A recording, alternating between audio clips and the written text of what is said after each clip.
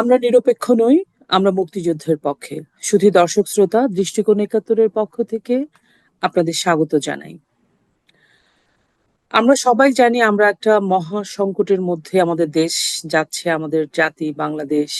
স্বাধীনতা, মুক্তিযুদ্ধ, স্বাধীনতার ইতিহাস, বঙ্গবন্ধু এবং দেশের ২০ কোটি মানুষ সবাই আসলে ভীষণ একটা বিপদের মধ্যে, মহা সংকটের মধ্যে।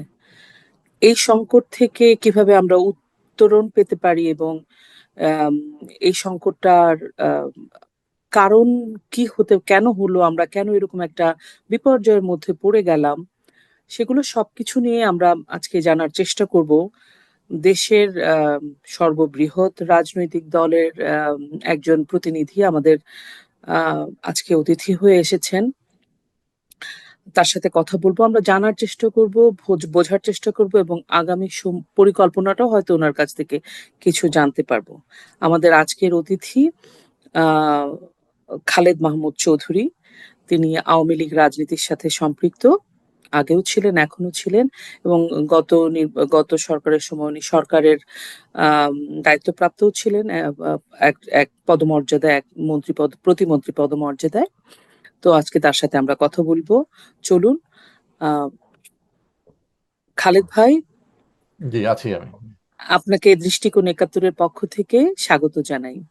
জি, আপনাকেও ধন্যবাদ দৃষ্টিকোণ একাত্তরে আমাকে যুক্ত করার জন্য। আপনাকে অসংখ্য ধন্যবাদ। আপনার শরীর ভালো আছে? জি, আছি, মোটামুটি ভালো আছি। খালেদ ভাই, আমরা তাহলে আমাদের আলোচনা শুরু করি। জি, আমি যে বিষয়টা প্রথমে জানতে চাই, আমরা চেষ্টা করি যে মানে মানুষ আসলে কি জানতে চাইছে, সেখান থেকে আমরা সেই বিষয়গুলোকে, সেই তাদের ভাব এবং ধ্যান ধারণা বা প্রশ্নগুলোকে কালেক্ট করে একটা প্রশ্নের মতো করার চেষ্টা করি। সেই আঙ্গিকে আপনাদেরকে হয়তো কিছু কথা আপনাকে কাছ থেকে জানতে চাইবো। আমার প্রধানমন্ত্রী মানে শেখ হাসিনা ক্ষমতা ছেড়ে দেওয়ার পরে আজকে 7 মাস শেষ হয়ে যেতে চললো আর কি। ডক্টর ইউনূসের নেতৃত্বে সরকার শুধু তো আওয়ামী লীগ ধ্বংস করার কাজে লিপ্ত হয় নাই, সেই সাথে আমাদের মুক্তিযুদ্ধ, স্বাধীনতা, শিক্ষা, সংস্কৃতি, সংবাদ মাধ্যম, ব্যবসা বাণিজ্য, সমস্ত কিছুকে একদম মানে তছনছ হয়ে গেল। এই যে একটা পরিস্থিতি, এই পরিস্থিতি থেকে একটা এত সর্ববৃহৎ দল হিসেবে আপনাদের উত্তরণের পরিকল্পনা নিয়ে কি আপনারা কিছু ভাবছেন? আপনাদের পরিকল্পনা কি? ধন্যবাদ রূপা আপনাকে। সেটা হচ্ছে, আপনি প্রথমে বললেন যে মাননীয় প্রধানমন্ত্রী ক্ষমতা ছেড়ে দেওয়ার পর, মাননীয় প্রধানমন্ত্রী কিন্তু ক্ষমতা ছেড়ে দেন নাই। তাকে জোরপূর্বক অস্ত্রের মুখে তাকে দেশ থেকে বাধ্য করা হয়েছে বাধ্য করা হয়েছে? এবং দেশ হচ্ছে দখলদাররা দখল করে নিয়েছে এই ইউনুস গংদের দ্বারা। যার প্রতিফলন আমরা বাংলাদেশে এই 7 মাসে আমরা দেখতে পেয়েছি। কিভাবে একটি উন্নয়নশীল দেশ কিভাবে অন্ধকার ছেয়ে গেছে, যেখানে নারী স্বাধীনতা নাই, যেখানে শিক্ষা নাই, যেখানে কোনো মানুষের সামাজিক নিরাপত্তা নাই, যেখানে বাক স্বাধীনতা নাই।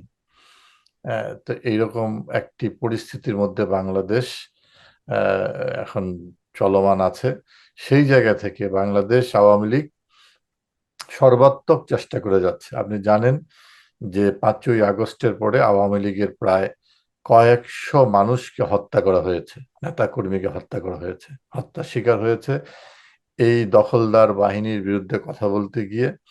এবং বঙ্গবন্ধুর রাজনীতি, মুক্তিযুদ্ধের রাজনীতি, অসাম্প্রদায়িক রাজনীতি কথা কথা বলার জন্য, এই রাজনীতি চর্চা করার জন্য।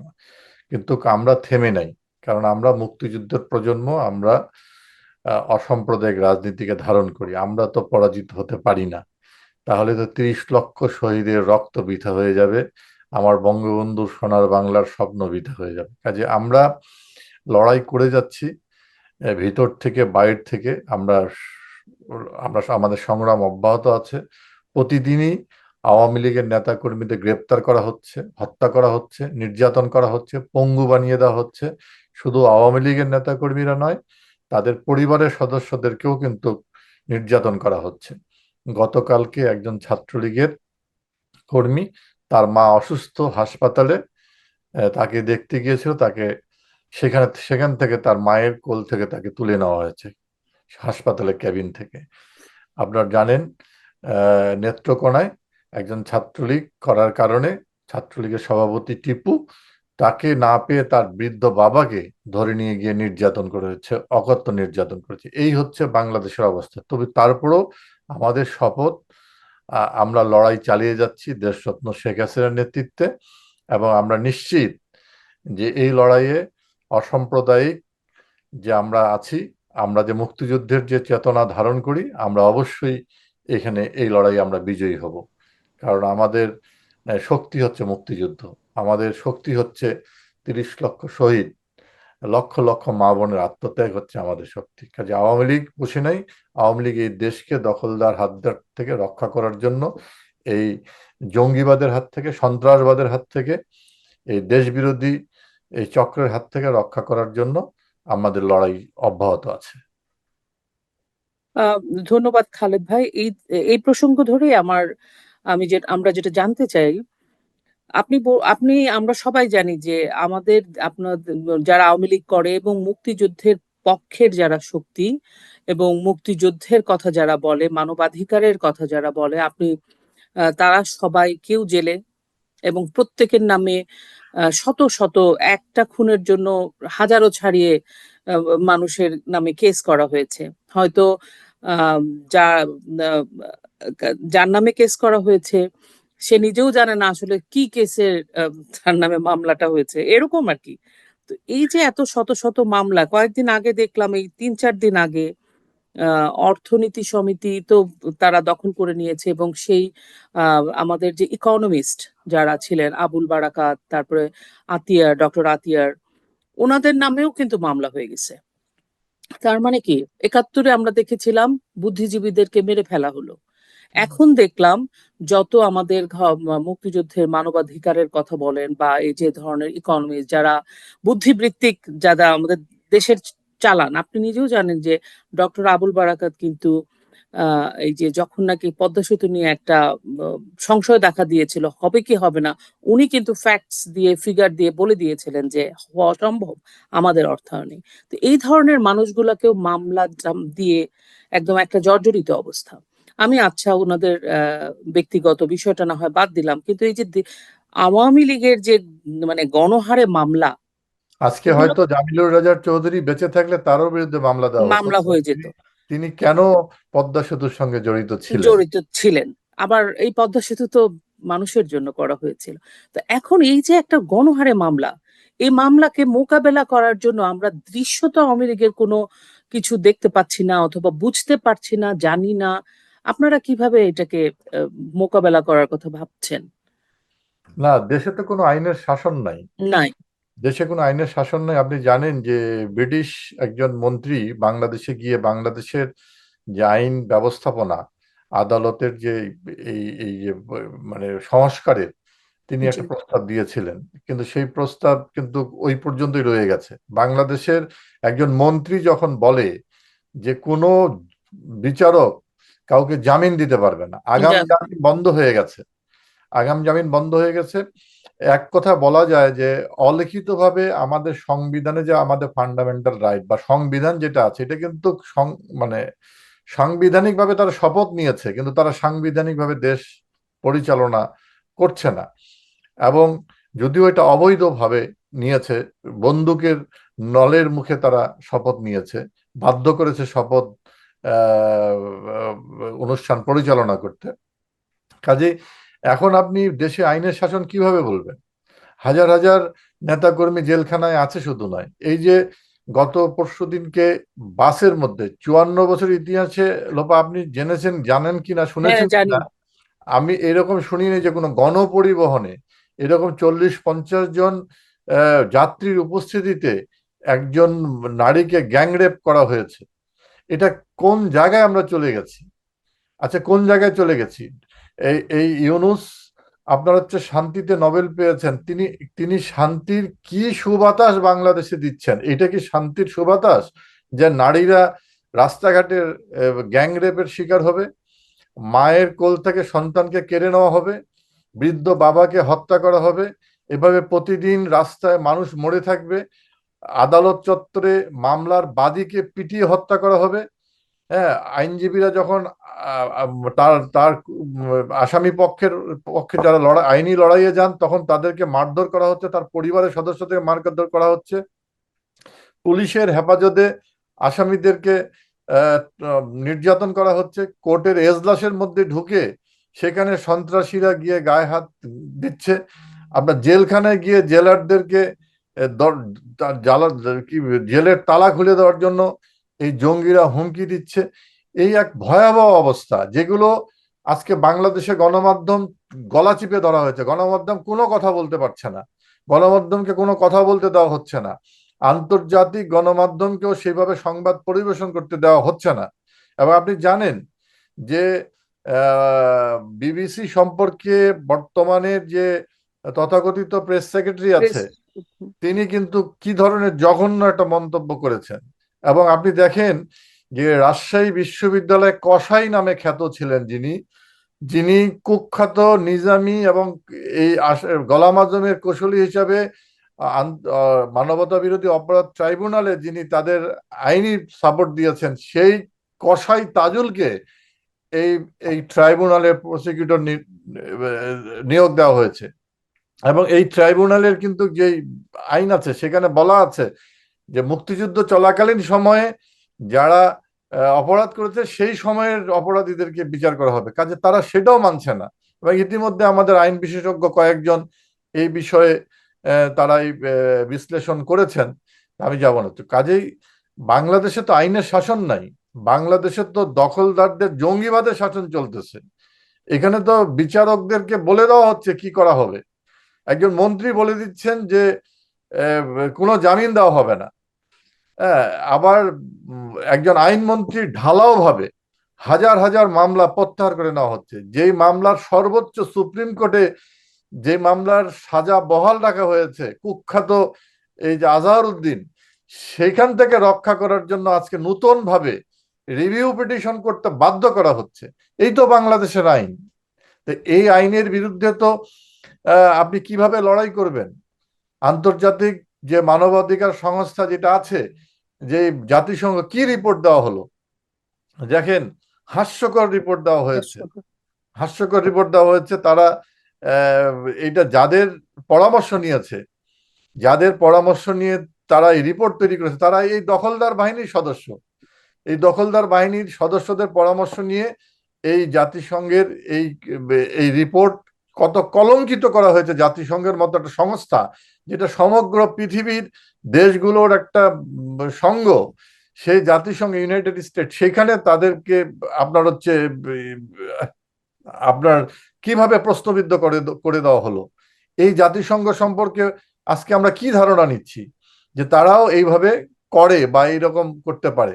আমরা বলেছিলাম যে বাংলাদেশে ষড়যন্ত্র হচ্ছে। আজকে আমরা এই ষড়যন্ত্র আমরা বলেছিলাম, তখন আমাদেরকে অনেক তিরস্কার করা হয়েছিল, অনেক সমালোচনা করেছিল। আজকে যারা করেছিল তারাই দেখেন আজকে আমেরিকার ইউএসআইডির টাকা নিয়ে কিভাবে বাংলাদেশকে এইভাবে ধ্বংসের পথ তৈরি করা হয়েছে। আমার দুঃখ লাগে, লজ্জা লাগে, যে শিক্ষকের কাছে আমি শিক্ষা নিয়েছি সেই শিক্ষক এই দেশ বিরোধী কর্মকাণ্ড, বিদেশিদের টাকা নিয়ে এই ধরনের কর্মের মধ্যে নিজেকে জড়িত করেছে। আমার দুঃখ লাগে যে যাদেরকে আমরা বলি যে সুশীল, সেই সুশীলরা আছে কিভাবে এই ধরনের বিদেশি অর্থায়নে টাকা নিয়ে বাংলাদেশের বিরুদ্ধে, নিজের মাতৃভূমি জন্মভূমির বিরুদ্ধে কিভাবে তারা ষড়যন্ত্রে লিপ্ত হতে পারে, দুঃখ লাগে। কাজেই আমাদের দায়িত্ব হচ্ছে, যারা এই ষড়যন্ত্র, এই দেশকে ধ্বংস করতে চায়, যে স্বাধীনতার সুখ থেকে যারা এই বাংলাদেশকে বঞ্চিত করতে চায়, যারা এই বাংলাদেশকে এই পাকিস্তানের অংশীদারিত্ব বানাতে চায়, যারা এই বাংলাদেশে জঙ্গিবাদ কায়েম করতে চায়, তার বিরুদ্ধে অসাম্প্রদায়িক চেতনার সকল মানুষ আজকে ঐক্যবদ্ধ হওয়ার সময় এসেছে। একটা কথা বলি লোপা আপনাকে, যে বঙ্গবন্ধুকে ৭৫-এ ১৫ই আগস্টে সপরিবারে হত্যা করার পর এই দীর্ঘ সময় এই গংরা মৌলবাদীরা কিন্তু বাংলাদেশের সমর্থন 10% নিতে পারে নাই। তারা বাংলাদেশের মানুষ, আমি সবসময় বলি বাংলাদেশের মুসলমানরা ইমানদার মুসলমান, কারণ এদের ইমানি শক্তি কিন্তু এই 40-50 বছরে নষ্ট হয় নাই, এবং হয় নাই বলেই আজকে বাংলাদেশকে আবার সেই জায়গায় নিয়ে যাওয়া হলো। আতঙ্ক, ভয়, ভীতি এবং শক্তি প্রয়োগ করে আমাদের ইমানি শক্তিকে আজকে নষ্ট করার ষড়যন্ত্র করা হচ্ছে। বাংলাদেশের মুসলমানরা অসাম্প্রদায়িক চেতনা বিশ্বাস করে বলেই আমরা 30 লক্ষ মানুষ জীবন দিয়েছি 71-এ। আমাদের লক্ষ লক্ষ মা বোন আত্মত্যাগ স্বীকার করেছে। তো কাজেই এই ইমানদার মানুষদেরকে কখনোই পরাজিত করা যাবে না, এবং এই বাংলাদেশ অসাম্প্রদায়িক চেতনার যে বাংলাদেশের ভিত্তি বঙ্গবন্ধু রচনা করেছিলেন, সেই জায়গায় আমরা ফেরত যাব ইনশাল্লাহ। ধন্যবাদ খালেদ ভাই। অবশ্যই সিচুয়েশন তো অনেক খারাপ, মামলা দিচ্ছে এবং জঙ্গিদের মুক্ত করছে, সেখানে নিরীহ সাধারণ মানুষ political, even the politically support করার কারণে, এটা তো ডক্টর ইউনূস বলেছেন যে সংখ্যালঘু বা সনাতনীদের আক্রমণ করা হচ্ছে না, তারা সাপোর্ট করতে বলে সেই সাপোর্টারদের আক্রমণ করা হচ্ছে। তো it's completely violation of freedom of expression, freedom of choice. So তাহলে এটা তুমি ওনার থেকে। তুমি তুমি ইউনূস বলে দাও যে হুম। তুমি তুমি সাম্প্রদায়িক রাজনীতি করো, তুমি অসাম্প্রদায়িকতা হ্যাঁ, মানে উনি এটা বিশ্বাস করো স্বীকার না। করে নিন। তুমি ইউনূস বলে দাও আমি মুক্তিযুদ্ধের চেতনা বিশ্বাস করি না। তো তুমি ছলচাতুরি কেন করছো?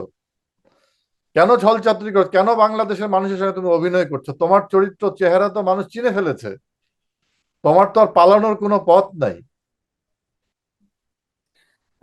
কিন্তু এই যে মামলাগুলো হচ্ছে, ওটা নিয়ে আসলে আমাদের কোনো ক্লিয়ার পিকচার, হয়তো আপনারা চিন্তা করছেন, আপনাদেরও কিছু স্ট্র্যাটেজি নিচ্ছেন, যেটা আমরা জানতে পারবো ইভেনচুয়ালি। কিন্তু মানুষগুলো যে সাফার করছে, স্পেশালি একটা মামলা, সাধারণ মামলা হয়তো টিকবে না, খারিজ হয়ে যাবে, কিন্তু মামলা তো মামলাই, একটা না, মানুষের নাম।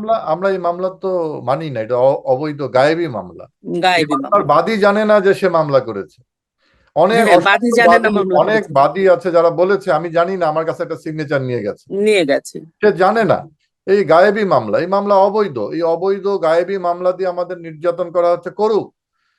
হ্যাঁ, আমরা আমরা আমরা এই বাংলাদেশ আওয়ামী লীগ 75 বছরের ইতিহাসে কখনো ভোগ বিলাসের রাজনীতি করিনি। আমরা বাংলার মানুষের অধিকারের জন্য রাজনীতি করেছি। বঙ্গবন্ধুর নেতৃত্বে, দেশরত্ন শেখ হাসিনার নেতৃত্বে বাংলাদেশকে যেন স্বাধীনতার সুখ দেওয়া যায়, সেই কাজটি আমরা করেছি। কাজে আমরা লড়াই করতে জানি, এই লড়াইয়ে আমরা জিতবই। ধন্যবাদ খালেদ ভাই। এই যে আপনি মাত্রই বললেন যে আমরা সবাইকে নিয়ে কালেকটিভলি আগাতে চাই, আমি সেই সূত্র ধরে আমি আপনাকে যে প্রশ্নটা করব, আপনারা যারা আওয়ামী লীগ রাজনীতির সাথে যুক্ত, তারা না, সাধারণ যারা মনে করেন মুক্তিযুদ্ধের পক্ষের, আমরা সবাই মনে করি, দেখি আর কি, নোটিসেবল এটা, যে আওয়ামী লীগ কিন্তু খুব একটা বন্ধুত্বের হাত আহ বাড়ায় না। মানে যারা আওয়ামী লীগ করে তাদের বাইরে তারা বন্ধু বাড়ায় না। কারণ আমি দেশবিরোধী শক্তির কথা বলতেছি না, ওটা তো আসলে আহ, খুব বেশি মানুষ না, এটা এবারও প্রমাণিত হলো। কিন্তু সেভাবে চিন্তা করলে কিন্তু আওয়ামী লীগের এই সমালোচনাটা কিন্তু আছে, যে সব সময় একটা কাছে কেউ আসতে চাইলে দূরে ঠেলে দেয়, যদি না সে সরাসরি আওয়ামী লীগ করে। তো বন্ধুত্বের উদ্যোগ নিতে আসলে খুব কম দেখা যায়, খুবই এই ক্ষেত্রে আওয়ামী লীগের কনজারভেটিভনেসটা চোখে পড়ে, লিমিটেশনস আছে। তো এই যে সংকটে পড়লেন আপনারা এবং দেশবাসী পড়লো, এই থেকে আপনারা একটু কি ফ্লেক্সিবল বা লিবারেল, বা আপনারা এটা নোটিস করেছেন কিনা যে আসলে আমাদের কালেকটিভলি আগাতে হবে? না, বঙ্গবন্ধু এটা তো এটাই চেয়েছিলেন। আপনি দেখেন, হ্যাঁ, ডেফিনেটলি আপনি যেটা কালেকটিভ, বাংলা আওয়ামী লীগের রাজনীতি কিন্তু আওয়ামী লীগ কিন্তু সবসময় কালেকটিভ রাজনীতিটা করে। আপনি দেখেন 75-এর পরে যখন মাননীয় প্রধানমন্ত্রী 81 সালে 17ই মে এসে দেশে আওয়ামী লীগের হাল ধরলেন, তার পরপরই কিন্তু এটা 15 দলীয় একটা জোট করা হয়েছিল, যারা মুক্তিযুদ্ধের চেতনায় বিশ্বাস করে এবং আমাদের অসাম্প্রদায়িক রাজনীতিতে বিশ্বাস করে। আমরা কিন্তু সেই স্বৈরাচার, সেই সেই সময় আমরা জিয়াউর রহমানকে দেখেছি কিভাবে বাংলাদেশকে একটা মৌলবাদী ভাবধারার মধ্যে ঢুকিয়ে দেওয়ার চেষ্টা করেছে। এরশাদ তার ধারাবাহিকতা তৈরি করেছে, কিভাবে 71 খনি, 75-এর খনিদেরকে কিভাবে পুনর্বাসিত করা হয়েছে। এর বিরুদ্ধে কিন্তু 15 দলীয় জোট গঠন হয়েছিল, যে স্বৈরাচারের হাত থেকে বাংলাদেশকে রক্ষা করতে হবে। এবং আমরা কিন্তু সেই জায়গায় কিন্তু সেই লড়াইটা কিন্তু এখনো আছে। সেই 15 দলীয় জোট থেকে হ্যাঁ অনেক দল হয়তো বেরিয়ে গেছে বিভিন্ন নীতিগত কারণে বা বিভিন্ন কারণে বেরিয়ে গেছে, কিন্তু আবার দেখেন এই জঙ্গিবাদ যখন শাহেক আব্দুর রহমান বাংলা ভাই দিয়ে জঙ্গিবাদের শাসন কায়েম করলো এই খালেদা নিজামী তারেক গংরা, হুম তখন হুম। কিন্তু আবার আমরা 14 দল এই সন্ত্রাসবাদের বিরুদ্ধে জঙ্গিবাদের বিরুদ্ধে এবং বাংলাদেশকে রক্ষা করার যে লড়াইয়ে কিন্তু আমরা 14 দল আবার একত্রিত হয়েছিলাম, যারা মুক্তিযুদ্ধের চেতনা অসাম্প্রদায়িক চেতনা কিন্তু বিশ্বাস করে। সেই 14 দলের লড়াইটা কিন্তু আছে, এই 14 দলের লড়াইটা আছে বলেই কিন্তু আপনার এই রাশেদ খান মেনন আজকে 82-83 বছর বয়সে তাকে নির্যাতন করা হচ্ছে। হাসানুল হক ইনুর মতো একজন মুক্তিযোদ্ধা, যিনি গেরিলা যুদ্ধের একজন প্রশিক্ষক ছিলেন, তাকে এইভাবে নির্যাতন করা হচ্ছে। তা কাজেই তাদের যে টার্গেটটা শুধু আওয়ামী লীগ না, এই টার্গেটটা হচ্ছে মুক্তিযুদ্ধ, অসাম্প্রদায়িক চেতনা। আজকে তারা আওয়ামী লীগকে নিষিদ্ধ করার চিন্তা ভাবনা করতেছে কেন? কারণ তারা জানে যে আওয়ামী লীগ হচ্ছে অসাম্প্রদায়িক চেতনার নেতৃত্ব দানকারী সংগঠন। আমরা এই বাংলাদেশে অসাম্প্রদায়িক কোনো চেতনা থাকবে না, সেই জন্যই তারা এই চিন্তা ভাবনাটা করতেছে। কিন্তু ওরা জানে না যে বাংলাদেশের মানুষ অসাম্প্রদায়িক চেতনায় জন্ম নিয়েছে, এটা তারা ভুলে যাচ্ছে।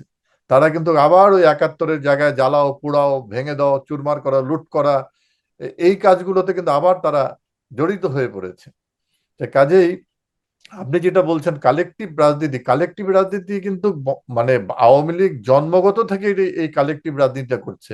আওয়ামী লীগের নেতৃত্বে কিন্তু প্রথম 54 সালে যুক্ত ফ্রন্ট হয়েছিল। আমরা কিন্তু দেশ মানে এই এই দেশের জনগণকে খালেদ ভাই সরি, আমি একটু ইন্টারফেয়ার করি আপনার এখানে।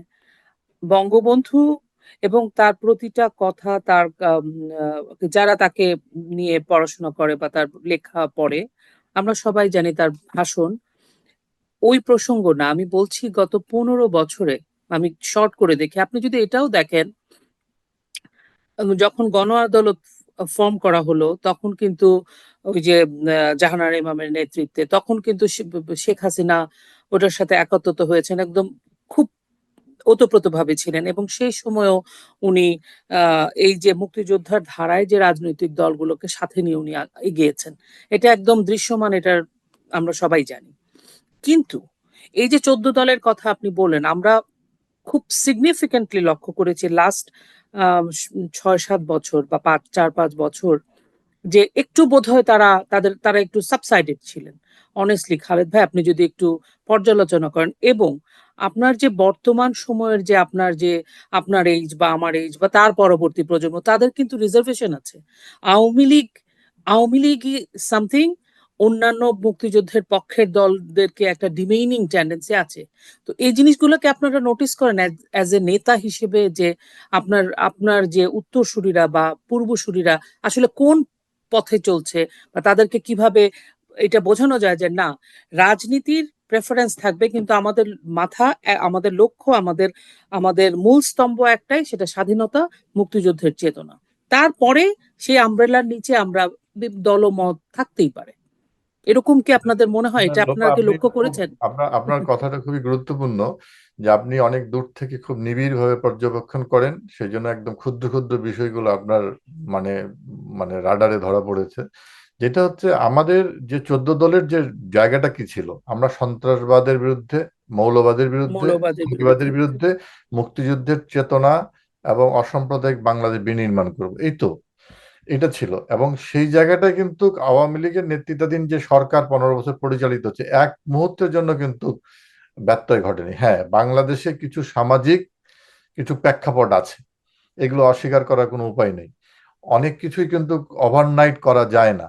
আমি যেমন একবারেই পরীক্ষা দিয়ে এসএসসি পাশ করতে পারবো না, আমাকে অনেকগুলো স্তর পার হয়ে তারপরে পরীক্ষা দিতে হয়, তারপরে সেই যোগ্যতা আমার তৈরি হয়।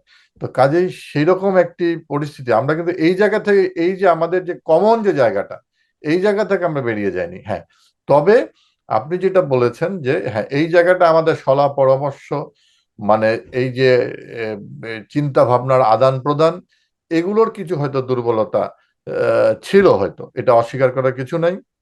কিন্তু যখনই প্রয়োজন পড়েছে তখনই কিন্তু এই যে আমাদের অসাম্প্রদায়িক চেতনার যে জায়গাগুলো, আমরা কিন্তু মিলিত হয়েছে। আপনি জানেন যে এই যে একটা এই যে সন্ত্রাসবাদের মাধ্যমে দেশ দখলের যে একটা ষড়যন্ত্র জুলাই মাসে শুরু হলো ব্যাপক হত্যাকাণ্ডের মধ্য দিয়ে, এবং যেখানে জঙ্গিরা সরাসরি হত্যাকাণ্ডে লিপ্ত ছিল এবং তারা বলেছে যে যত হত্যাকাণ্ড তত বেশি ত্বরান্বিত আমাদের সংগ্রাম। তো সেই সময় কিন্তু মাননীয় প্রধানমন্ত্রী 14 দলের সকল নেতৃবৃন্দ সবাইকে নিয়ে কিন্তু কিন্তু এই পরিস্থিতি মোকাবেলার জন্য এবং এই পরিস্থিতিকে কিভাবে ওভারকাম করা তিনি কিন্তু সলা পরামর্শ নিয়েছেন, চিন্তা ভাবনা তিনি কিন্তু শেয়ার করেছেন, কাজে হয়েছে। তবে একটা জিনিস হচ্ছে কি, যেটা ধারাবাহিকতা যদি আমরা থাকতাম তাহলে হয়তো আমাদের ফলাফলটা আরো ভালো হতো। সেই ধারাবাহিকতাটা আমরা হয়তো বজায় রাখতে পারি নাই। তবে আমাদের যে চিন্তা, 14 দলের যে স্বপ্ন ছিল একটা অসাম্প্রদায়িক মুক্তিযুদ্ধের চেতনা ভিত্তিক যে বাংলাদেশ, যেখানে বাংলাদেশের মানুষ স্বাধীনতার স্বাদ পাবে, আমরা কিন্তু সেই জায়গায় গিয়েছি। আমরা কিন্তু বাংলাদেশের ফান্ডামেন্টাল রাইট যেটা, সেটা কিন্তু প্রতিষ্ঠা হয়েছে, অন্ন বস্ত্র বাসস্থান চিকিৎসা শিক্ষা এগুলো কিন্তু হয়েছে, এবং বাংলাদেশ কিন্তু ডেভেলপিং কান্ট্রি থেকে ডেভেলপ কান্ট্রির দিকে চলে যাচ্ছে। তো এই যে এই যে বাংলাদেশ এগিয়ে যাচ্ছে, এইটাই কিন্তু সব থেকে স্বাধীনতা বিরোধীদের বা দেশ বিরোধীদের কিন্তু সব থেকে বড় কষ্ট। সেই কষ্টের জায়গাটা তারা ছবল মেরেছে। আজকে বাংলাদেশ কিন্তু এগিয়ে যাচ্ছে না, বাংলাদেশ প্রতিদিনই কিন্তু পিছিয়ে যাচ্ছে। কারণ বাংলাদেশের ছেলেমেয়েরা শতভাগ শিক্ষিত হবে এটা তারা চায় না, বাংলাদেশের মানুষ চিকিৎসা পাবে তারা চায় না, বাংলাদেশের মানুষ পেট ভরে ভাত খাবে সেটা তারা চায় না। কাজেই বাংলাদেশের যে বাসস্থান, আপনি জানেন যে আশ্রয়ণ প্রকল্পের বাড়িগুলো কিভাবে ভেঙে দিয়েছে, ভেঙে দিল ভেঙে ভেঙে দিয়েছে, এটা চায় না। কাজে এরা টোটালি স্বাধীনতা বিরোধী, এরা বাংলাদেশকে ধ্বংস করতে চায়। আর কি, আর যেটা হচ্ছে যে আমরা এই জায়গাটা আমরা বলতে পারি 14 দলের যে স্পিরিট, মুক্তিযুদ্ধের যে স্পিরিট, সেই জায়গা থেকে কিন্তু আওয়ামী লীগ কখনো পিছপা হয়নি। ধন্যবাদ খালেদ ভাই। আমি আপনাকে যেটা বললাম সেটা হচ্ছে যে আমি একটা ওভারঅল যে সময়টা, কারণ আমরাও তো পর্যালোচনা করছি, আমাদের আমাদের আমাদের এই যে ছোট একটা সংগঠন, আমাদের লক্ষ্য কি 71, আমাদের লক্ষ্য কি মুক্তিযুদ্ধ, বঙ্গবন্ধু, স্বাধীনতা, এই জিনিসগুলো কিন্তু কোনোটা থেকে কোনোটা আলাদা না। তো এই জায়গাটা থেকে আমাদের কেন আমাদের যে আত্মসমালোচনা, কেন আমরা পিছিয়ে গেলাম। অনেক সময় হয় যে আমার শত্রু এবং আমার মিত্র, এটাকে খুব সিগনিফিকেন্টলি আমাকে জানতে হবে আর কি। আমি শত্রুর সাথে, শত্রু মানে কি, কতটুকুন যাব আমি, how far I can go, that এই যে একটা গত সময় আমরা, আমাদের কাছে মনে হয়েছে যে একটা কেমন জানি আওয়ামী লীগ একটা সহাবস্থান করার চেষ্টা করছে, আজকে যারা পাওয়ারে আছে, একটা এই যে সমস্ত কিছু সংস্কৃতি থেকে আমরা দূরে সরে গেলাম। গত 15 বছর আমাদের সরকার, আমাদের মুক্তিযুদ্ধের পক্ষের সরকার ক্ষমতায়, কিন্তু আমরা সংস্কৃতির এভাবে কোনো চর্চা নাই। উপরন্তু প্রতিদিন ওয়াজ মাহফিল, এবং আমরা শুনেছি যে জেলা পর্যায়ে যারা কাজ করে, উপজেলা পর্যায়ে যারা মানে উপজেলা চেয়ারম্যান, ওরা সবাই ওইখানে টাকা দেয়, কিন্তু সাংস্কৃতিক কোনো কর্মকাণ্ডে টাকা ওরা দিত না, এরকম আমরা খবর পেয়েছি, আমি নিজেও জানি। তো এগুলো তো হয়েছে খালেদ ভাই। না, এটা এটা সত্য যে আপনার বলি, যেটা হচ্ছে যে প্রবাসে আপনারা যারা থাকেন তাদের কিন্তু দেশের ব্যাপারে চিন্তা ভাবনাটা বেশি। কারণ মানে সকালটাই হয় দেশের চিন্তা চিন্তা মাথায় নিয়ে আপনার, মানে এই যে দেশের সংবাদগুলো বাংলাদেশের মানুষ যখন ঘুমিয়ে থাকে তখন তার আগে কিন্তু আপনি দেশের সংবাদগুলো পেয়ে যান গণমাধ্যমে। কাজে আপনারা দেশকে নিয়ে খুবই চিন্তায় থাকেন, কারণ আপনার আত্মীয় স্বজন বন্ধু বান্ধব রক্ত, আপনার যে অনুভূতি সবকিছুই দেশের মধ্যে। হ্যাঁ, আপনি হয়তো শারীরিক ভাবে এখানে আছে বিভিন্ন কারণে, কিন্তু আপনার মন রয়ে গেছে কিন্তু প্রিয় মাতৃভূমিতে, এটা সত্য। এবং আপনি দেখেন যখনই দেশ বিপদে পড়ে, প্রবাসীরা যেভাবে, আপনারা দেখেন এই একটা প্ল্যাটফর্ম তৈরি করে মুক্তিযুদ্ধের চেতনাকে রক্ষা করার জন্য, আপনি বললেন ক্ষুদ্র প্রয়াস, আমি এটা ক্ষুদ্র প্রয়াস বলবো না, এটা কিন্তু ছড়িয়ে যাচ্ছে। এবং আপনি দেখেন যে এই যে সাংস্কৃতিক যে বিপ্লবটার কথা আপনি বলছেন, আমরা কিন্তু এই 15 বছরে আমরা বঙ্গবন্ধুর হত্যাকারীদের বিচার করেছি, বাস্তবায়ন করেছি। আমরা কিন্তু 71-এর যারা মানবতার বিরুদ্ধে অপরাধ করেছে তাদের বিচার করেছি। আমরা এই সময় কিন্তু বাংলাদেশের মঙ্গল শোভাযাত্রা, সেটা কিন্তু মানে আন্তর্জাতিক স্বীকৃতি পেয়েছে। বঙ্গবন্ধুর ভাষণ, সেটাও কিন্তু আন্তর্জাতিক স্বীকৃতি পেয়েছে। আমাদের অনেক অর্জন আছে, এবং এই আওয়ামী লীগের নেতৃত্বে কিন্তু আমাদের যে 52 ভাষা আন্দোলনের যে ইয়েটা 99 সালে আমরা কিন্তু আন্তর্জাতিক মাতৃভাষা কিন্তু প্রতিষ্ঠিত হয়েছিলাম। সকল মায়ের ভাষাকে কিন্তু এই মুক্তিযুদ্ধের সপক্ষের শক্তি কিন্তু আপনার আহ, বাস্তব সেই সময় কিন্তু জাতীয় সরকার ছিল, সেই দলেও কিন্তু ভিন্ন মতের ভিন্ন পথের মানুষ কিন্তু সেই সরকারে ছিল, মুক্তিযুদ্ধের পক্ষের মানুষগুলো ছিল সেই সরকারে, 96 সালের আওয়ামী লীগের সরকারে। তো কাজেই হ্যাঁ, একটা জিনিস যে আমরা যতটুকু না এগিয়ে যাই, যতটুকু বড় মন নিয়ে আমরা এগিয়ে যাই, ঠিক ততটুকু সচেতন ভাবে দেশ বিরোধীরা কিন্তু পথ চলে। আপনি যেভাবে আপনার বন্ধু মহল তৈরি করবেন, ওরা মানে হাত খুলে দিয়ে মন উজাড় করে দিয়ে, কিন্তু ওই স্বাধীনতা বিরোধী যারা এইসব নেতিবাচক দৃষ্টিভঙ্গি, তারা কিন্তু আমাদের মতো উদার মন খুলে কিন্তু চলবে না, কারণ তারা কিন্তু সব সময় এই ষড়যন্ত্রটার সঙ্গে জড়িত থাকে। কারণ তারা চায় যে তাদের যে সেই যে লক্ষ্য সেটা বাস্তবায়ন করার জন্য। এই জায়গাটায় আমরা আরেকটু সচেতন হওয়া উচিত ছিল, আরো বেশি সচেতন হওয়া ছিল। এবং আপনি যেটা বলেছেন যে সাংস্কৃতিক আন্দোলনটা, এটা আরো বেশি শক্তিশালী হওয়া উচিত ছিল। এবং এই আমাদের যে একাডেমিক যে শিক্ষাটা, সেই শিক্ষার মধ্যে আমাদের এই বিষয়গুলো খুব বেশি যুক্ত থাকা উচিত ছিল। তাহলে হয়তো যে একাত্তরের যে আমাদের আজকের যে প্রজন্ম যে বলছে, কিছু কিছু যারা কিছু কিছু এটা বলছে, খুব খুব অল্প। নগণ্য, যারা বলছে যে আমাদের 24-এর স্বাধীনতা, এই যে ধৃষ্টতা দেখাতো না। যদি আমাদের একাত্তরের যে আমাদের ত্যাগ, আত্মত্যাগ, একাত্তর তো শুধু 9 মাসের একাত্তর না, একাত্তর তো 23 বছরের শাসন শোষণের একাত্তর না, একাত্তর তো 200 বছরের ব্রিটিশ শাসনের একাত্তর না, একাত্তর তো হাজার বছরের বাঙালির যে পথ চলা, সেই পথ চলার একটা মিলন ক্ষেত্র তৈরি হয়েছিল বঙ্গবন্ধুর নেতৃত্বে, একাত্তরের মুক্তিযুদ্ধ, যেটাতে আমরা বিজয়ী হয়েছি। কাজেই এই প্রজন্মকে আমরা সেই শিক্ষাটা দিতে পারি না, এটা আমাদের ব্যর্থতা। আপনি যেটা আপনাকে সাংস্কৃতিক মুভমেন্ট আপনি বললেন, সঠিকভাবে আপনি অ্যাড্রেস করেছেন। এবং আমি মনে করি যে এই যে আমাদের যে ব্যর্থতা, এই দুর্বলতা থেকে কিন্তু আমরা একটা বড় ধরনের আমরা শিক্ষা নিয়ে সামনের দিকে আমরা এই এই জিনিসগুলোর ব্যাপারে খুবই মনোযোগী হব। অনেক ধন্যবাদ খালেদ ভাই, অবশ্যই। কারণ বারবার গত 7 মাসে ওরা তো অনেকভাবে চেষ্টা করছে আমাদের মরাল ভেঙে দিতে, আমাদের ঐক্যবদ্ধ, আমাদের মুক্তিযুদ্ধ যতবার যত ইস্যু তুলেছে কোনোটাই টিকেনি। অবশ্যই আমরাই জিতবো। আমি এবার একটু অন্য প্রসঙ্গে যাই। আহ, ইউনুসেফ তো উগ্র মৌলবাদী আচরণ, শক্তি দেখাচ্ছে, মুক্তিযুদ্ধ ধ্বংস করে দিচ্ছে, সবই ঠিক আছে।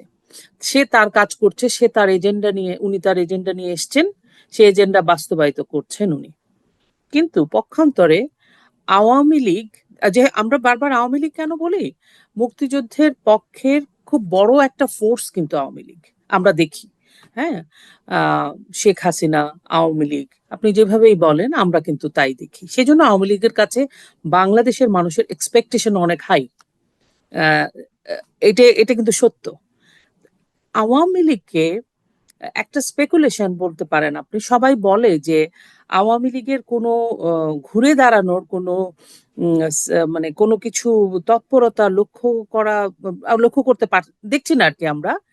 কারণ আওয়ামী লীগ অপেক্ষা করছে ভারতের উপরে, ভারত বা ট্রাম্প এসে আওয়ামী লীগকে আবার মানে ক্ষমতায় বসিয়ে দেবে, এই ধরনের কিছু একটা। তো এই ব্যাপারে আপনি কি বলবেন? এটা কিন্তু কথা হয়, না, এটা ঠিক আছে, এটা একটা পারসেপশন একটা আছে, পারসেপশন আছে।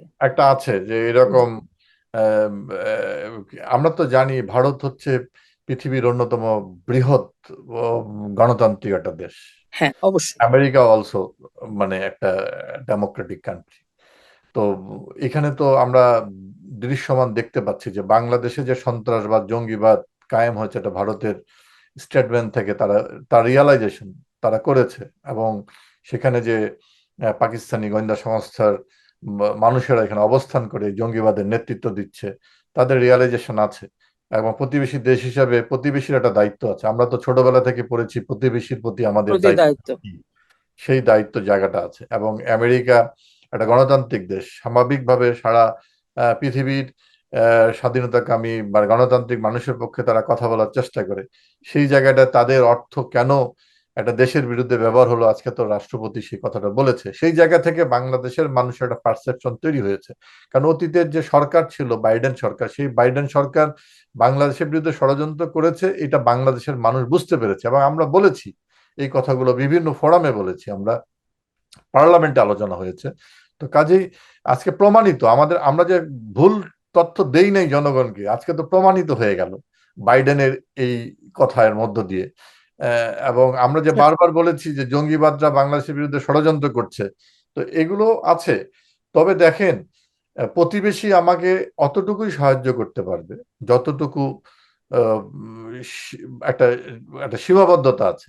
হুম। কিন্তু আমরা আমরা স্বাধীন সার্বভৌমত্ব একটা দেশ, আমাদের 18 কোটি মানুষ আছে, যেই 18 কোটি মানুষের মধ্যে মানে 10% মানুষ মানে সেকুলার পলিটিক্স, মানে সেকুলারিজমে বিশ্বাস করে, মুক্তিযুদ্ধের চেতনায় বিশ্বাস করে। সেখানে আপনি বললেন আওয়ামী লীগের একটা বড় দায়িত্ব আছে, আমরা দায়িত্ব সেই আছে। কাজগুলো করছি। আসলে দেখেন, একটা একটা এইরকম ঘটনার পরে যদি আমি আমার কৌশল, রাজনৈতিক কৌশল যদি প্রকাশ্যে বলে দিই, তাহলে কিন্তু প্রতিপক্ষ তারা কিন্তু আহ আরো সুবিধাজনক জায়গায় যাবে। কাজে আওয়ামী লীগ, অবশ্যই। আমাদের নিজস্ব কৌশল নিয়ে আমরা দেশরত্ন শেখ হাসিনার নেতৃত্বে আমরা চলছি।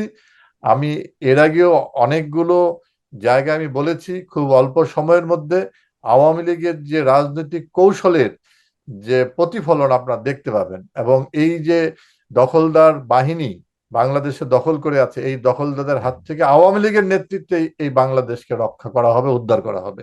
এটা শুধু সময়ের ব্যাপার। অনেক ধন্যবাদ। এটা একটা খুব আশার বাণী। আপনি যখনই বলবেন তখনই আমার মতো হয়তো আরো 5টা লোক খুব আশান্বিত হবে। কারণ আশাই মানুষকে আসলে ঘুরে দাঁড়াতে সাহায্য করে। যখন দেখে যে না, কিছু আছে সামনে, তখনই মানুষ ঘুরে দাঁড়াতে পারে, সাহসটা পায়। তো আমরা অনুষ্ঠানের একদম শেষ পর্যায়ে চলে এসেছি। খালেদ ভাই, আপনার সাথে কথা বলে খুবই ভালো লাগলো। আমি একদমই শেষ মুহূর্তে দুটো বিষয় আপনার কাছে জানতে চাই। এক হচ্ছে আহ, আহ, এই যে আমরা সবাই বুঝতে পারছি, এখন ট্রাম্পও বলছেন, তারপরে আমেরিকার বিভিন্ন মিডিয়া বলছে যে ফান্ডিং করা হয়েছিল, তাই না? সরকারের থেকে আপনারা বুঝেন নাই? আপনারা তো বুঝেছেন, কিন্তু কাজ হয় নাই কেন কোনো? না দেখেন, আপনার ইউএসএইড সরি। ফান্ডটা আছে, এই এই ফান্ডটা কিন্তু সরকার দ্বারা পরিচালিত হয় না। এটা কিন্তু না, 72 সাল থেকে দেশ সৃষ্টি হওয়ার পরে ইউএসএইড কিন্তু এই ফান্ডিংটা করতেছে। ইউএসএ। এটা দেশের দারিদ্রতা, শিক্ষা, স্বাস্থ্য বিভিন্ন ক্ষেত্রে কাজ করে, সচেতনতা তৈরি করার ক্ষেত্রে কাজ কিন্তু করে। এবং গোয়েন্দারা, এরা বিভিন্ন, আমরা এনজিও ব্যুরো একটি আছে, হ্যাঁ, তারা বিভিন্ন তাদের সব মানে এই সব নন গভর্নমেন্ট যেসব অর্গানাইজেশন আছে তাদেরকে দিয়ে এই কাজগুলো করায়। আমরা বুঝতে পারি নাই তা না, কারণ এই এই যে আমেরিকার ফান্ডিং এর যেটা এত, তারা ওই যে ইউনুস সাহেব বলেছেন না, মেটিকুলাসলি ডিজাইন, প্ল্যান। প্ল্যান বা ডিজাইন এত সুপরিকল্পিত করেছে, যেটা আমি বললাম যে আমার খুব মানে লজ্জা লাগে যে শিক্ষকের শিক্ষা নিয়েছি, যে যখন বিশ্ববিদ্যালয়ের শিক্ষকরা এইসব জড়িয়ে যায়, যখন সুশীলের নামধারীরা এইসব জড়িয়ে যায়, যখন বিভিন্ন এই ধরনের মানুষগুলো জড়িয়ে যায়, তখন কিন্তু এখন লোপা, আপনার প্রতি তো আমি কোনোভাবেই বিশ্বাস হারাতে পারবো না, কিন্তু দেখা যাচ্ছে যে এই ধরনের মানুষগুলোও কিন্তু আহ, এই দেশ বিরোধী কর্মকাণ্ডে ভূমিকা রেখেছে। আমরা এমনও দেখেছি যারা সংবিধানকে সংরক্ষণ করেন, যারা সংবিধানের দায়িত্ব পালন করেছেন, এই ধরনের ক্যারেক্টার গুলোকে তো আমরা দেখেছি সেই সময় তাদের পক্ষে কথা বলতে। এটাই আমাদের দুর্ভাগ্য, এটা আমাদের দুর্ভাগ্য। আর একটা জিনিস, আওয়ামী লীগ তো মনে করে এই দেশ আওয়ামী লীগের না, বলা হচ্ছে আমাদের বিরুদ্ধে অভিযোগ দেওয়া হচ্ছে, কিন্তু আওয়ামী লীগ মনে করে এই দেশ জনগণের, প্রতিটি মানুষের দায়িত্ব আছে এই দেশ গঠনের। কাজে এই যে আমরা শুধু আওয়ামী লীগ না, যারা এই মুক্তিযুদ্ধের চেতনা আমরা বিশ্বাস করি, অসামরিক রাজনীতি, আমাদেরও এইরকম অনেক মানুষ আছে যারা আমরা ব্যর্থতার পরিচয় দিয়েছি। কাজেই এই যে এই ইউএস এইডের যে অর্থায়নের বিষয়টা, এটা কিন্তু সরকারের কাছে ওইভাবে জবাবদিহিতার জায়গাটা খুব কম। এবং এটা কিন্তু আমাদের জাতীয় যে জিডিপি যেটা আছে, সেটার সঙ্গে কিন্তু এই অর্থটা যুক্ত হয় না।